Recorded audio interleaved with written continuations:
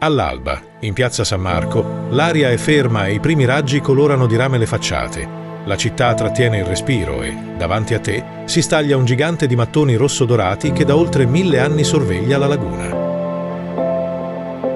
Oggi quel gigante sembra immutabile, ma una mattina d'estate scomparve, lasciando Venezia senza la sua voce e senza la sua ombra.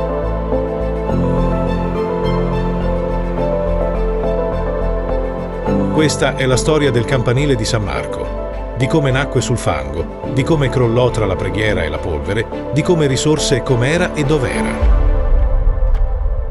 Rimani con me.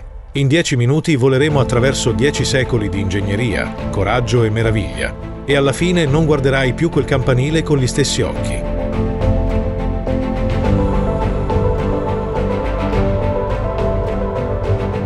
La sentinella di pietra.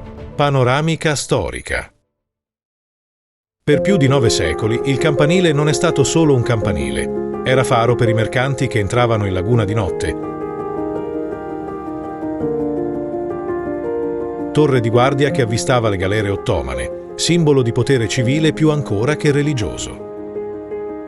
I veneziani lo chiamavano El Paron de Casa perché, con i suoi quasi 100 metri, dominava la piazza, la basilica e il palazzo ducale.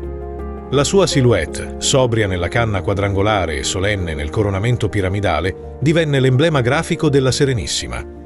Perfino i mercanti fiamminghi, arrivando di notte, descrivevano la luce del faro come un dito d'oro piantato nel cielo d'inchiostro. Fin dai primi secoli, la torre incarnava l'idea di stabilità della Repubblica. Se le colonne con il leone simboleggiavano vittoria e protezione divina, il campanile raccontava la continuità, la capacità di trasformare il fango della laguna in potere. Le cronache medievali riportano che, già nel XIII secolo, le vedette in cima alla torre potevano avvistare le vele nemiche a oltre 30 km di distanza, segnalando con bandiere e fuochi di segnalazione l'imminente pericolo.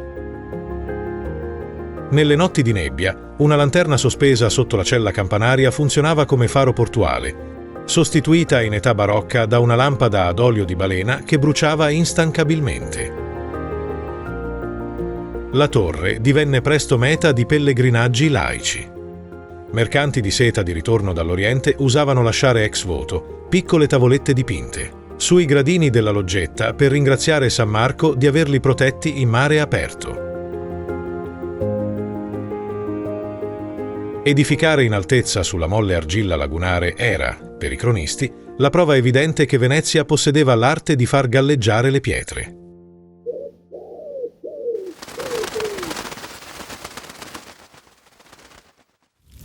Le origini, dal legno alla muratura. La cronica Altinate accenna a un primitivo faro ligneo del IX secolo, un nucleo di tronchi squadrati legato da staffe di ferro, piantato su pali di rovere e coronato da un braciere che di notte guidava le galee verso Rialto. L'urto dei fulmini e l'acqua salmastra ne rivelarono presto i limiti. Così, nel 912, il doge Pietro Tribuno avviò un primo rivestimento in mattoni a spina di pesce. Nel 976, dopo l'incendio che devastò la basilica, si aggiunse un piano in pietra d'Istria e nel 1150 il doge Domenico Morosini portò la torre a 60 metri con la prima cella campanaria. La rampa interna, larga 2 metri, saliva avvolgendosi come un nastro intorno a un pilastro pieno.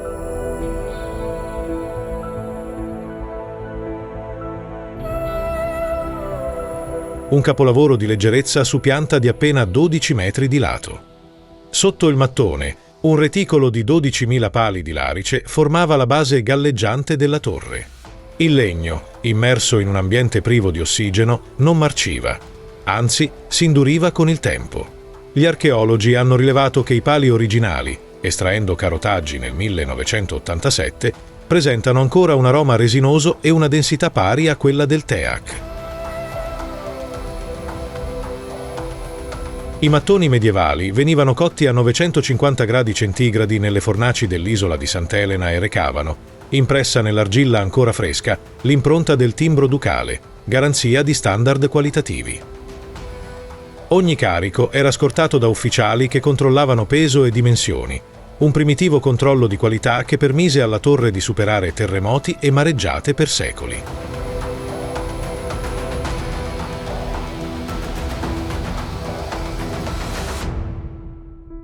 Rinascita rinascimentale. Il tocco di Sansovino. Il terremoto del 1511 aprì fessure verticali e innescò lavori urgenti. Jacopo Sansovino, proto della Procuratia, tra il 1537 e il 1549 costruì la loggetta in marmo d'Istria, scolpita e fusa in bronzo dorato, un basamento scrigno per la torre. Inserì catene di ferro a 40 e 60 metri, inventò la pietra del bando per le proclamazioni civili, rivestì la cuspide di rame dorato e vi pose l'arcangelo Gabriele Segnavento, alto 3 metri, lanterna diurna per i naviganti. Le sculture bronzee rappresentano divinità pagane, Mercurio, Apollo, Nettuno e Minerva, a simboleggiare commercio, arti, dominio dei mari e sapienza. Un manifesto politico in piena regola. Sansovino sperimentò anche un intonaco a base di calce spenta e polvere di marmo che rifletteva la luce dorata del tramonto, rendendo la torre un punto focale cromatico oltre che architettonico. Nello stesso periodo si installò un orologio solare proiettato sul pavimento della loggetta. Un foro stenopeico lasciava filtrare un raggio che indicava mezzogiorno vero, permettendo agli astronomi della Serenissima di calibrare gli orologi cittadini.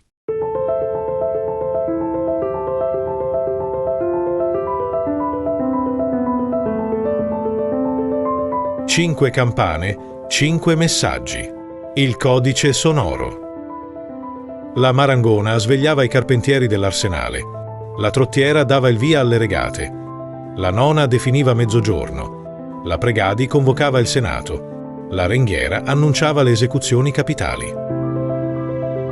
Un trattato del 1740 calcola che il suono combinato delle 5 campane poteva udirsi, con vento favorevole, fino a Chioggia, 25 km a sud.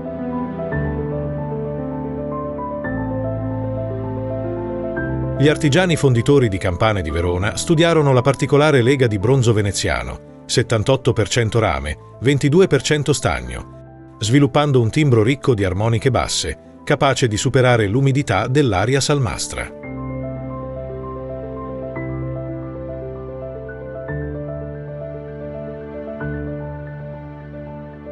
Fulmini, crepe e assestamenti. 12 incendi per fulmine tra il XV e il XIX secolo, il più feroce nel 1489. Nel 1776 arrivò uno dei primi parafulmini d'Europa, ma i problemi nascevano anche dal basso. Scavi fognari svuotarono il materasso d'acqua sotto i pali, facendo inclinare la torre di millimetri l'anno.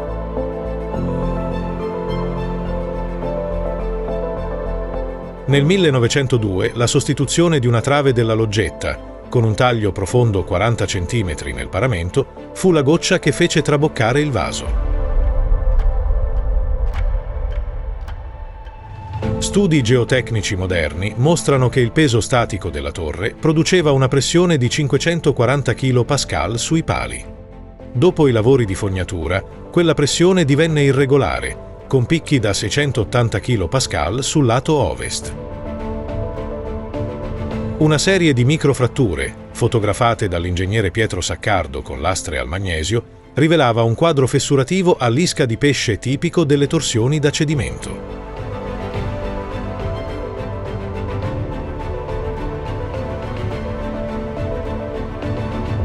L'estate del 1902.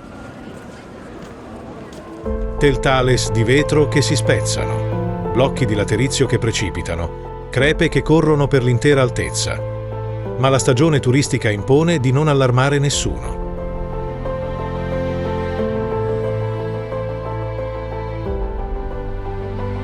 Domenica 13 luglio un pittore nota una torre che vibra come la corda di un violino. Il 10 luglio il quotidiano Gazzetta di Venezia pubblicò un trafiletto rassicurante. La situazione del campanile è sotto controllo. In realtà, gli addetti rilevavano già un abbassamento di 3 cm in 48 ore.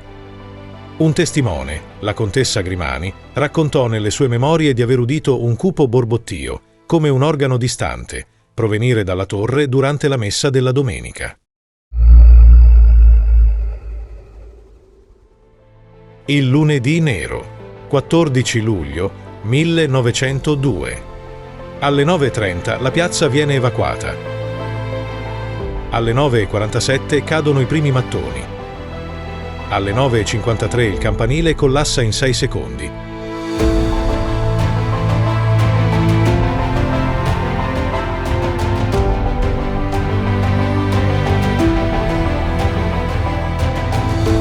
Nessun morto, tranne il gatto del custode. Il boato si sente a Mestre e i vetrai di Murano fermano le fornaci. L'ingegnere Luigi Marangoni, spettatore incredulo, descrisse un fragore come 100.000 telai che si spezzano insieme. La colonna di polvere, alta 40 metri, oscurò il sole per oltre 10 minuti. I detriti, precipitando, formarono un cono rovesciato che sfiorò la basilica per soli 42 centimetri, secondo le misurazioni eseguite il giorno successivo.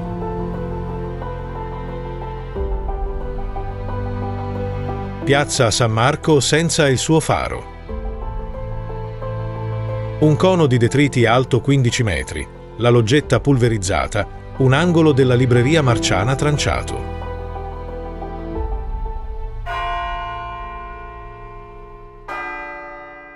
Pompieri, marinai, barcaioli, persino soldati austro-ungarici rimuovono macerie. I caffè offrono bevande gratis ai soccorritori. Un coro improvvisa «Se il paron se cascà» e il paron tornerà. Le fotografie stereoscopiche di Marco Novello, vendute ai turisti su cartoline, mostrarono al mondo un cratere di rovine che ricordava i siti di scavo di Troia. Già il 15 luglio, decine di ingegneri inviarono progetti di torri futuriste in ferro, ma la cittadinanza reagì con sdegno, difendendo la tradizione.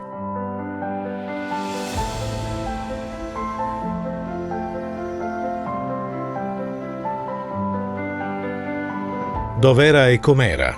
La scelta. La stessa sera, voto unanime del Consiglio Comunale, ricostruire identico sullo stesso punto. Nasce il motto Dov'era e com'era. In 2 mesi il comitato pro campanile raccoglie donazioni da 28.000 cittadini. L'imperatore d'Austria inviò 50.000 corone. Il presidente degli Stati Uniti Theodore Roosevelt spedì un telegramma di incoraggiamento. Il patriarca Giuseppe Sarto, divenuto Papa Pio X nel 1903, promise indulgenze plenarie a chi avesse contribuito con fede.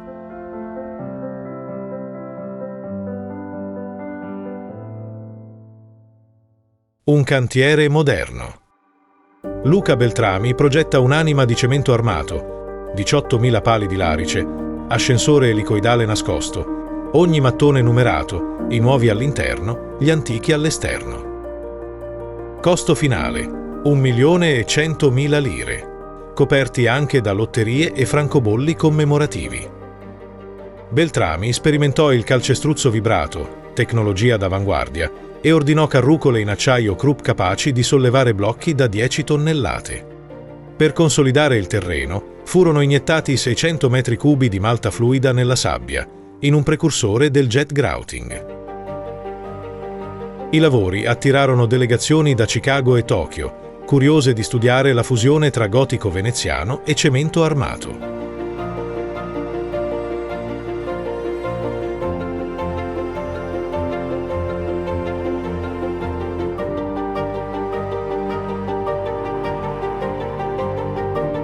Ritorno del Paron, 25 aprile 1912. Alle 11 la Marangona suona 12 rintocchi. La piazza esplode in un applauso.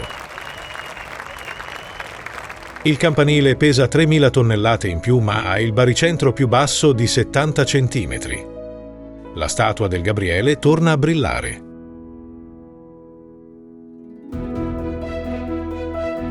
Fuochi d'artificio, record di turisti, messa di ringraziamento di Papa Pio X. Il New York Times titolò Venice Rises Her Fallen Tower.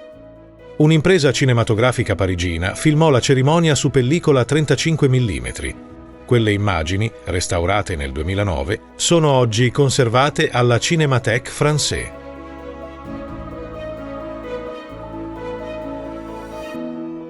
Dalle guerre a oggi. Cuspide mimetizzata nella Grande Guerra. Ascensore BBPR. Sensori estensimetrici. Restauro laser. Oggi vibrazioni monitorate H24 da un algoritmo del CNR. Il campanile è laboratorio vivente dove archeologia e big data dialogano. Nel 1966 l'acqua alta da record sommerse la loggetta di 127 cm. L'impianto elettrico dell'ascensore fu sostituito con componenti stagni. Nel 2023 un nuovo sistema LED a spettro calibrato ridusse l'inquinamento luminoso del 35%, rendendo la silhuetta notturna più verde.